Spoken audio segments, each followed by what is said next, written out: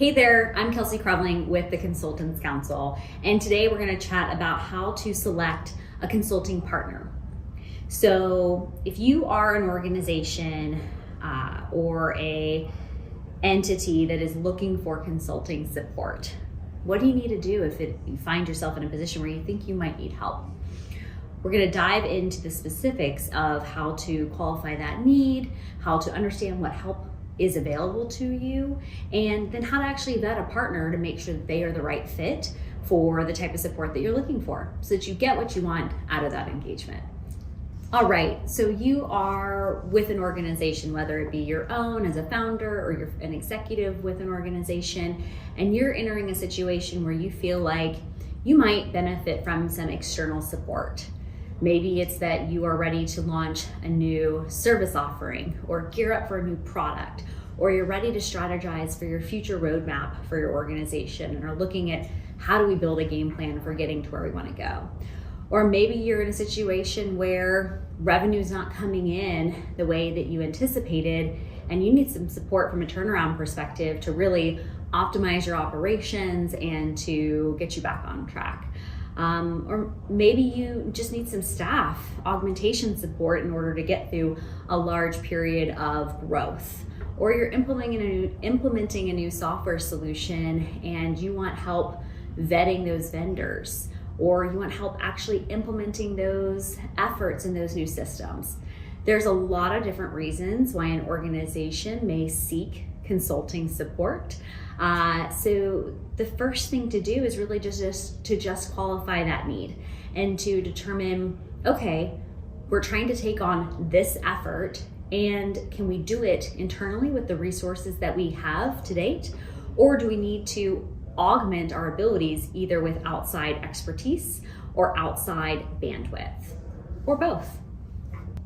So once you've spec'd out the specifics of the type of support that you're looking for, what you are hoping that an organization can help you with, making sure that you've really qualified the specifics of the type of support that you want to obtain will make it far easier to then collaborate with potential partners to get to a point where you've got an engagement that you feel confident with, that they're going to be able to execute upon. But you also need to determine your budget. How much capital do you have available in order to spend on support? Is it something that you need to be really lean with, or is it something that's a massive enterprise effort that is going to be a lot more costly? Understanding what that's going to be before you enter conversations with different firms will help make sure that you as an organization remain in the driver's seat for that engagement and that you actually get what it is that you're ready for. The worst thing is when you go into conversations with consulting firms and you're not clear on what it is that you want help with, and you're not clear on about how much money you're able to spend. That can then completely blow the scope of what your engagement's going to look like and the budget out of the water. So being really clear up front on just a ballpark of where you want to be will help make sure that those conversations with different potential partners go a lot more smoothly, and it'll help those firms really take your requests for support seriously.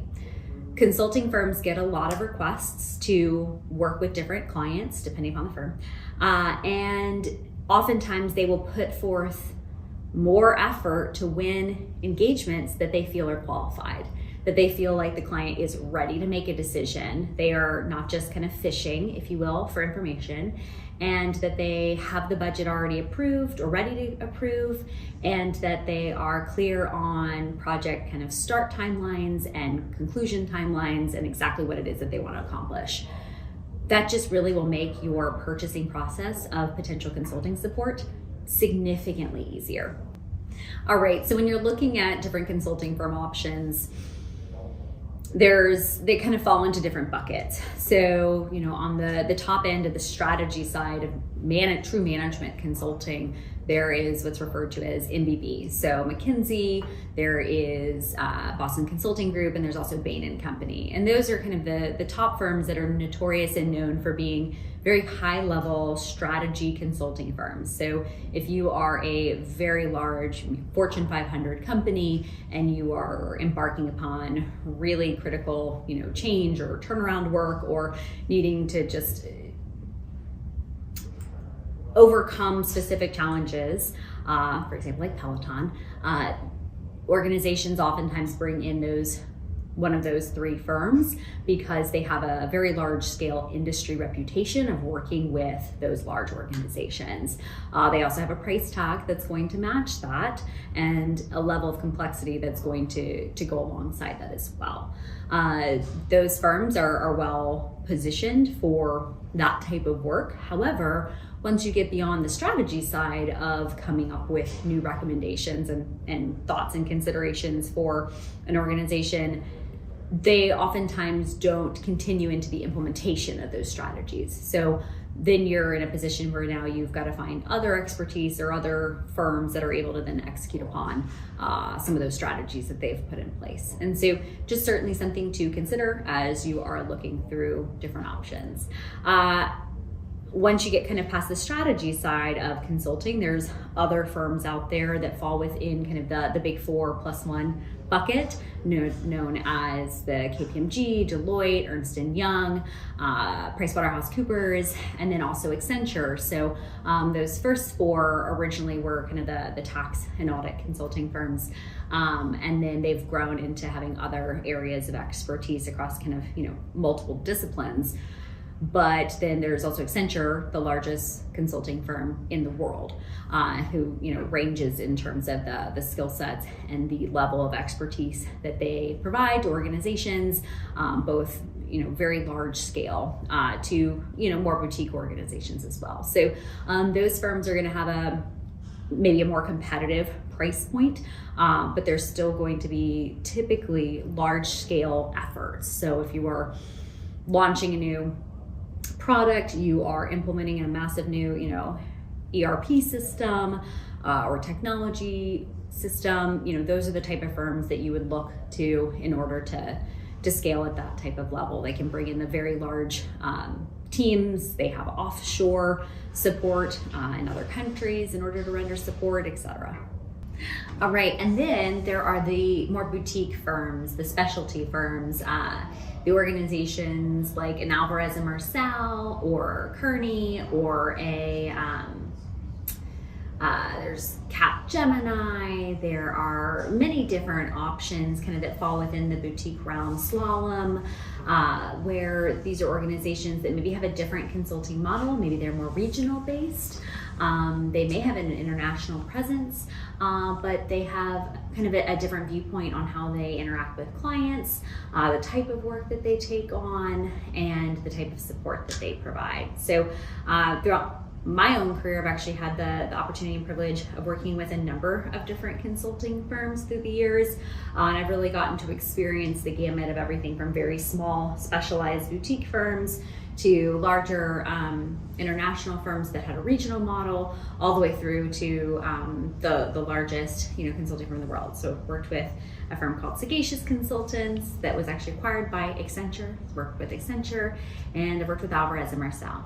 And then through the years, with my own firm, Kelsey Consulting, a firm focused on building high-performing organizations, teams, and individuals, I've had the privilege of actually consulting for other consulting firms. So having firms bring me in and my firm in to help them grow and advance in their consulting strategies and structures. And so with that exposure and experience, have really seen kind of the full life cycle of how different firms at different focus points operate and how they engage with their clients and the type of work and support that they render. So that's really kind of just an overview of the different types of firms that are out there. There's some that are just very, very specialized. You may work with smaller organizations that have one area of focus. That's the only type of support that they render, into the large multidisciplinary, multi-industry organizations. So really the best way to determine what firms you want to consider as a part of your vetting process is, first and foremost, what type of support are you looking for? Secondly, what does your budget look like? And then thirdly, what type of culture do you want to engage with when it comes to the firm that you work with?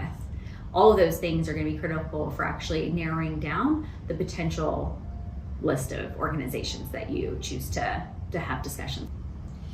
All right, so Now that you have qualified your need, you've considered your budget, you understand what types of support out there are available and the types of firms, you're to a point now where maybe you're ready to actually solicit responses from different organizations. Now, how do you develop relationships with consulting firms? I'm a big believer in relationship building with clients, and as a result, I would highly recommend for any clients who are seeking consulting support to first and foremost survey their network of their peers and their colleagues if they don't already have pre-existing relationships with consulting firms or with individuals who work at consulting firms. Take a look at those that you know and ask them who they might leverage, utilize, or work with, because your peers will likely have people that they have partnered with in the past, and they will have different experiences and exposures to those type of organizations and to the results that they were able to provide. And they likely can put you in touch with different partners at different organizations who would be happy to help qualify your request and to put you in touch with the right teams within those organizations to move forward. So once you've established points of contact with the few firms that you may want to interact with, and I do recommend getting advice and input from multiple firms. Talking with just only one organization about support is likely not enough, but talking with 5 is too many. I typically think survey at least 2 to 3 to 4, 2 to 3 being kind of the sweet spot there, so that you have a multitude of different proposals, price points, and considerations that you can compare and see how different organizations would handle the requests that you have made. But once you've actually established points of contact within those firms and you're ready to kind of share with them what it is that you are working on, what will likely first and foremost happen will be kind of a qualifying conversation, whether that be a quick phone call or a lunch or an in-person meeting. Will really depend upon the type of engagement and the geographic location of where you are comparatively to the teams that you might be talking with, and due to the complexity of the engagement. But usually a quick phone call is an initiation of discussions to determine, okay, is this a good fit? Would this firm be a good fit for this opportunity? Is it the type of support that they render? And if not, they might refer you elsewhere. And do you even just have a general sense of, do you like the people that you're talking with? How responsive are they? How well equipped are they to answer your questions? I tend to think of the vetting process, it's happening in both directions, because you as an organization that's seeking consulting support are certainly vetting your consulting partners to determine if they're going to be the right fit for you. But at the same time, as consulting firms, they're evaluating your organization and you to determine if you're the type of organization and client that they want to do business with as well. If they've got a full roster of work, they have to evaluate and determine, is this the right fit? Is this going to have an appropriate margin for the type of work that they collect and do? And is it going to be generating the type of result that they will then be proud of? Those are certainly all things going on in the back of consulting firm partners' minds to determine if it's an engagement that they want to take on. And you'll feel that and see that in your interactions with them. If they're really excited about interacting with you and very responsive, that's a good cue that they want the work that you are proposing, that they take on. If they're not, they're kind of distant, probably not a good fit. It's a good thing to start kind of taking a pulse of as you're going through this life cycle. So after you've had initial conversations with the different firms, they're going to ask you questions about your organization, your project, your challenge. Ideally, they're going to ask you, what type of value are you looking to receive as a part of the engagement, and what would you consider success? If you've got consulting partners that aren't asking you what does success look like, then they're not doing a good job on their side of qualifying your needs and determining if they can help you get to that end point. The goal in any type of mutual consulting engagement is that you become partners in that common goal, and that they are supporting your vision, your idea, your direction, and helping you get there. If they're not even asking about that, then at least for me, that's a big red flag that they either don't understand where you're trying to go, they're not that interested in it, and they don't necessarily know how to get there. In addition, as you're having these conversations, get really comfortable with considerately growing your consulting options about their skill set, about their interest, about the actual people that they would place on your project, because consulting firms oftentimes might have deep expertise in certain areas, but that doesn't mean that they have the people who were a part of those projects available for your effort. And so really understanding that the resources that they would be staffing to your project, the type of experience they have, the tenure that they have, and the level of oversight that they have. You might end up in a situation where you've got, a partner at the firm who has the experience that's necessary, but their bandwidth is very limited. And as a result, they're going to staff your project with individuals who maybe have never even been in your industry. Maybe you're a brand new hire and are now going to have to be an expert very quickly in what it is that you do. And they're not. Doesn't mean they're not sharp and savvy, but that's not where their expertise is. And so you want to make sure that even if you are going to have more junior resources on your projects, that you're going to have the level of oversight and skilled subject matter advisory necessary to ensure the success of the project. I also really recommend asking consulting firms, how do they effectively manage progress throughout the duration of an engagement? What tools do they use to keep track of your project and your efforts? How are they managing utilization against budget? How are they managing the timelines and the deliverables? How are they making sure that you are comfortable with the deliverables? What does the sign-off process look like there? How often are they meeting with you and providing updates? And then what action plan do they take in the event of escalations? In the event that things are not going as expected and you are unhappy with the results that are being rendered and provided, what remediation plans do they offer and how do they deal with those type of situations? Knowing the answers to all of those type of questions up front will help you be far better prepared as you then go into an engagement with a vendor partner. You'll understand how they're going to handle things. You'll understand the level of support that they're going to render, and you will be well equipped to then be able to navigate that effectively with them. The worst thing is when you think you're getting something, you think you're paying a lot for something, and then you find out that what you're getting is not what you thought you were, and that you don't have a course for support and escalation and resolution. So once you know how the organizations that you're serving are going to respond to those type of questions, those kind of difficult questions that don't have to be contentious at all when you're asking them, but just give you a nice baseline of how they're going to conduct themselves, it's really important then to co-create the potential statement of work that you're going to interact with them upon. I know there's certain instances with organizations that are federal in nature or state in nature, public in nature, where they actually have to do formal requests for proposals out to organizations and then have an entire complex bidding process for working with those different partners. That's a very structured approach to obtaining consulting or any type of support. And as a result, I'm not covering that necessarily right here because that is an approach that doesn't lend itself as much to being able to choose a partner based on some of the softer sides of an evaluation criteria.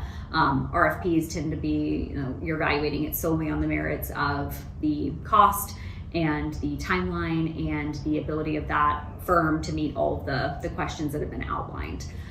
Whereas if you're in a position of saying, who do we want to be the partner that we work with? How do we feel about them as an organization? Are they able to provide the support that we are seeking at this point in time?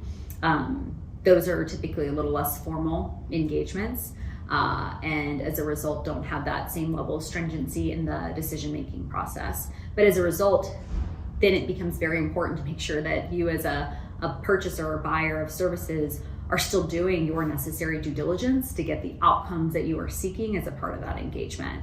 And so I firmly believe in co-creating a proposal and a statement of work where you actually get to be a part of that creation process, so that when you actually get to review the final proposal that the firm is submitting to you to take a look at, you already know what it's going to include. You already have a good sense of what it is that they want to provide. You already have a good sense of the cost that it's going to take. It's not a quick conversation with them. You tell them what you want and they come back and just, here's your proposal, and it is massively out of alignment with what you can afford and what you need. And so definitely take into account the firms that are willing to navigate that process with you, that want to really ask the questions around what it is that you need, how it is that you want to operate, how it is that you want to structure support, the level of involvement, engagement that you're seeking from a partner.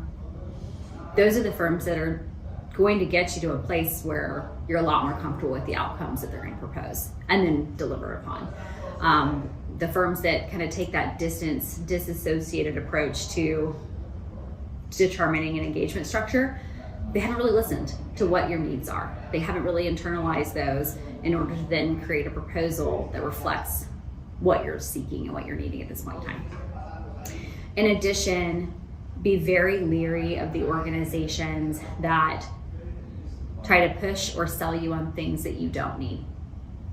And that is a very common trait within consulting, where organizations will advocate and push for entire projects and efforts that are not part of the core competency of what you've requested from them, that might be a tangential support, but that are not what you actually need. And for me, that's always been a very big red flag. I have never been able to sell something to my clients that they don't need, that would not directly benefit the things that they are seeking and looking for.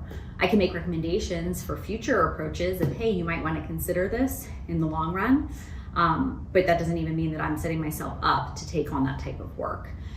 Whereas you'll certainly operate with certain consulting organizations and individuals within those firms that are pushy, that are kind of self-serving, that are constantly seeking, well, we can expand our project here, we can expand our scope here, we can make this bigger, we can do this. That's not seeking what's best for you as an organization, for you as a buyer. It's best for them and their firm and their book of business. And so it's wise to learn how to discern quickly the individuals within consulting firms and then the firms in general who have different cultures, and how they operate and how they choose to interact with their client counterparts and the type of work that they recommend and what they propose. All right, so now that you're to the point where you've really co-created an engagement structure with, a few vendor partners that you're really finalizing a decision to move forward with, I think the final stage of really vetting those vendors is you've understood the price, you've understood the timeline, you've understood the type of support resources, you feel good about all of that. And you've certainly also done your due diligence on just them as an organization. You feel good about the company's background, you've looked at some of their case studies, prior work that they've been able to render. So there's no questions on that side of it. Is now, does the firm that you're going to move forward with match the culture that you either have internally or that you are wanting to create, or that you feel comfortable working with? And while they don't have to be exact, it is wise to have a collaborative culture that you can operate within, because consulting relationships for different engagements can become really close. You might have these individuals, on site working within your organization, working directly with your leadership teams, working with your managers, with your, your team leads, etc. Their involvement in the way that they conduct themselves and the way that they do business is certainly going to have an impact on your organization, and making sure that you feel comfortable and positive about what that relationship is going to look like and about what you are going to be creating together is really imperative. And so I think that that's kind of the final thing that I don't know that organizations, when they're making those type of decisions, give enough credence to in that decision-making process. We look at things from a timeline perspective, we look at things from a budget perspective. Okay, that's well and good, but also making sure that you will enjoy the people that you work with to get to the outcomes that you are seeking. Because when you work well together with others, you can do so much more than if you were constantly in friction with your vendor partners.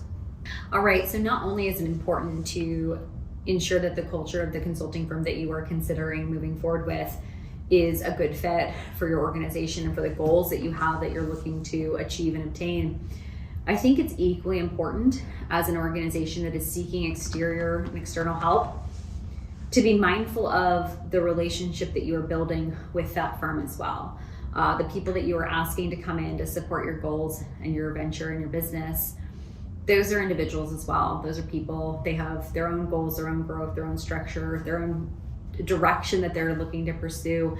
and being respectful of them and seeing them as individuals that can help you move forward is really critical and imperative. I've been in so many organizations and worked with many clients through the years, and that's not always the case. There's not always a mutual respect between the organization, the client, the purchasing organization, and the consulting firm.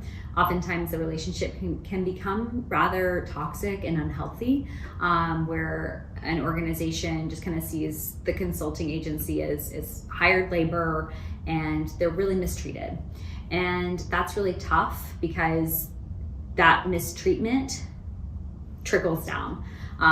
Unfortunately, typically to the most junior members of the team, to where they really have to feel and bear the brunt of all of the requests and the kind of inconsiderate nature that can sometimes arise. And so if you're an organization that is seeking external help and support for a project, a goal, and effort, I would just encourage being really mindful of the firms that you're bringing in, making sure you like and want to work with them, but then also just remembering to be respectful and considerate and thankful. While yes, you are certainly paying for the support that you are receiving, gratitude and support and consideration goes a really long way towards making sure that that relationship is positive and beneficial, and that you get to where it is that you are working to go successfully. All right, so in the vein of also making sure that you are treating the consultants that you work with well, I think it's also wise to take a look at, if you're looking to have them work with you on site, on-prem, that you have the space and accommodations necessary to substantiate having them work with you in person. There's been many times throughout my career where space is a challenge when working with clients, where there's not opportunities to have space that is allocated for consultants, and as a result, you end up sitting on the floor, or in a janitor's closet, or in just really uncomfortable, not very successful spaces. And as a result, the work product suffers as a result of that too. And so, with today's technology and the hybrid capabilities of working remotely, I would just recommend, as an organization that is seeking exterior support, set up the teams that you are asking to help you create and get to the goals where you want to go successfully. Make it such that their environments are conducive to them performing at the highest levels that you are asking for from them. Because it's already difficult to create and to do a great job when you are traveling and you're not in your own, home and your own bed, you're on the road. That's already stressful and straining as it is. And to then also have your work location be one that is non-ergonomically sound, that is stressful, that is not peaceful, etc. Those just further compound that challenge of getting a great end product. And so just some things to be mindful of as you are considering retaining outside support, and then structuring, the perimeters of where it is that you're going to have them conduct that work from. Okay, so let's take a look at the types of pricing models that consulting firms will typically utilize for consulting engagements. There's a mix of many, but they typically boil down to time and expense. So they've got a set hourly rate for different skill sets of resources, people, that will vary based on the individual's tenure and subject matter advisory capabilities. And then they'll also charge for the expenses that they accrue as a result of working with you. They may provide estimates up front of what they anticipate those to be, but they're going to bill you for the actuals. There's also retainer-based engagements, where maybe you have a set amount that you are going to spend on a monthly or an annual basis, and they will book against that retainer based on the time and the expenses that they utilize. And then they will either, we only bill up to that retainer and work stops after that, or we bill up to that retainer and then we, charge you for overages, maybe at a discounted rate, or at an accelerated rate, depending upon the type of engagement that you have signed on to with them and the type of support that they're providing. And then there's also fixed fee engagements. So organization purchasing clients oftentimes like fixed fee engagements because it gives you a set amount and a set expectation for what the work that you're contracting for is going to cost and take, and you know that it's not going to exceed that amount. That can be really, really helpful. However, one good thing to note about that is that oftentimes consulting firms are going to put a 30% buffer on top of what their time and expenses would be for a project of that nature in order to make sure that they're covered, so that they've got the room necessary that if they do have to allocate additional resources or incur additional expenses, that they are able to do so while still being profitable on that engagement. And then there's also incentive-based engagements. So this might be a mix of time and expense or a fixed fee, but then that also offers additional incentive payments above and beyond, or risk-based payments above and beyond the core amount, based on achieving certain maybe goals or targets. So if maybe you're working through a project where the consulting firm is going to help you achieve certain revenue goals, they might bill you at maybe a reduced time and expense level or fixed fee level, and then they also have large incentive-based payments that happen as a result of helping you achieve different metrics. And so those are just kind of the general options that consulting firms usually work within in order to structure the cost of different engagements. And so as a purchasing organization, it is wise to understand how they have calculated what their pricing model is going to be for you, how they handle it when they might go over projected budgets, how they manage their time and expense and utilization on a week-by-week basis so that you're getting regular reports out of how they're trending against goals and against spend. Because you don't want to be in a situation where they come to you and say, hey, we're going over budget and we haven't gotten where we want to be. You want to be hearing about that as the project is progressing so that you can make sure that they are staying within the parameters of the engagement that you have agreed to with them.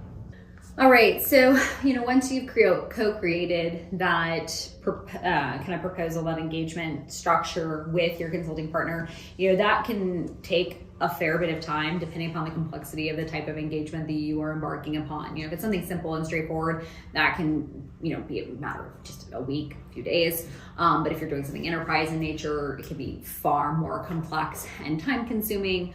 And it can range anywhere from, a casual conversation to a statement of work that's provided, anywhere to, a very formal presentation and proposal structure with, multiple different presentations where the consulting firm is coming in and pitching to you of what it is that they're going to be able to take on and to create. And so, don't be surprised by the consulting firms kind of wanting to follow a set route in their business development strategy based on what they do with other organizations. Ask them upfront as you're doing your due diligence with them of what does the life cycle of getting to a signed engagement look like, because each one of them will vary slightly in what their approach is. So just get comfortable with what they're looking for, and then what level of time commitment that's going to take from you or from your leadership team in order to effectively be involved in that decision-making process. If it's just you deciding on a vendor, that might not be as complex. But if it is a large organization that is determining, a very large consulting partner, that might be a months long, 6 months, a year process to come to conclusion on what the engagement is going to look like, with multiple different pitches and presentations depending upon the different areas that are going to be covered.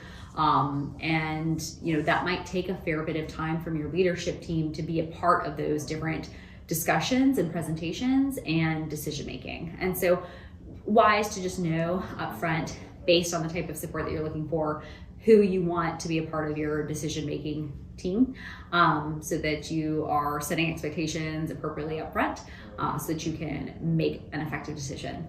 All right, so throughout this, you may have heard me mentioning different types of contracts that will be a part of working with your consulting partners. There's several different ones that might be used, and those range from everything from a non-disclosure agreement. That might be something that is signed at the onset of just even having initial interactions or conversations in order to effectively share confidential and private protected information with both parties. Not all consulting firms utilize or leverage those. Oftentimes I see those deployed when a purchasing client has very sensitive information that they want to make available to the consulting firm in order to give them the relevant information that they need in order to bid on the type of work that they're looking to do. Then there's also business associates agreements. These are oftentimes in use to make sure that the terms of how the two entities are going to work together are appropriately outlined, and in order to make sure that terms that are in place for the purchasing organization are actually that apply to how they operate with other entities are respected as a result of bringing the consulting firm into potential operations or interactions. Then there's also the master services agreement. This is typically a contract that will come from the consulting firm that will outline the high-level stipulations of working together. Everything from the way that they conduct business, to the way their operating hours, to the ways that you can contact them at a high level for issues, to the ability to terminate or extend agreements and receive invoices and the payment terms that they anticipate and expect, to how you can conclude working together, and how you would handle any types of liability, insurance, limitations on liability. There's a lot of different components that are typically covered within the master services agreement, but it really just outlines all of the terms that the consulting firm has for working together. And then there are statements of work. So statements of work are actually the specific terms that apply to the engagement at hand that you are contracting them to work on. And those will specifically outline that body of work. They will likely have an engagement summary of what is expected. They will have set deliverables of what the consulting firm is going to be creating or doing if it's a deliverable-based engagement. They will have set timelines. They will have a set fee structure. They will have the kind of expectations of how that project is going to function.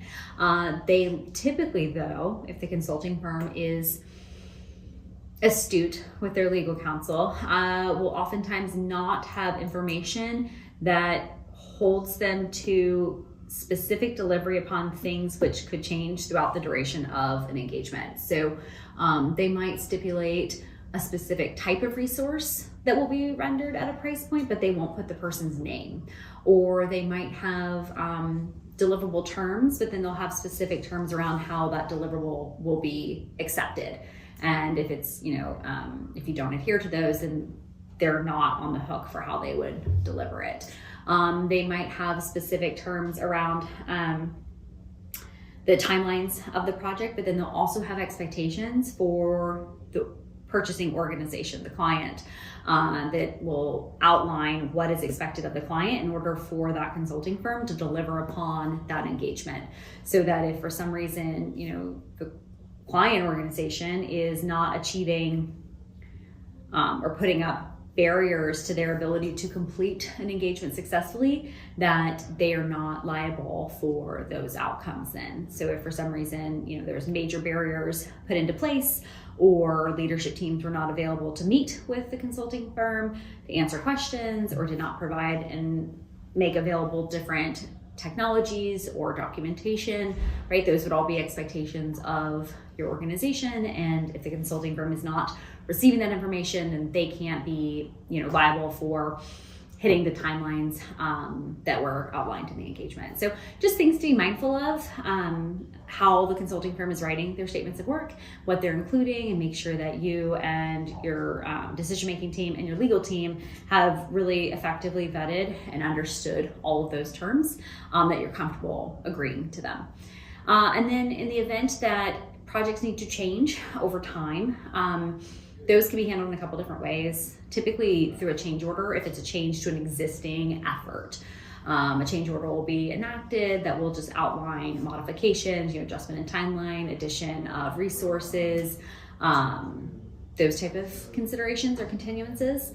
And if it's a net new type of effort, those oftentimes will then just be created as a net new statement of work that outlines those terms.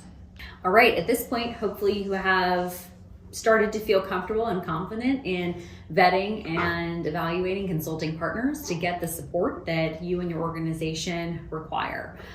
For any other thoughts or considerations or questions about how to select a consulting firm, feel free to reach out via the Consultants Council for more information.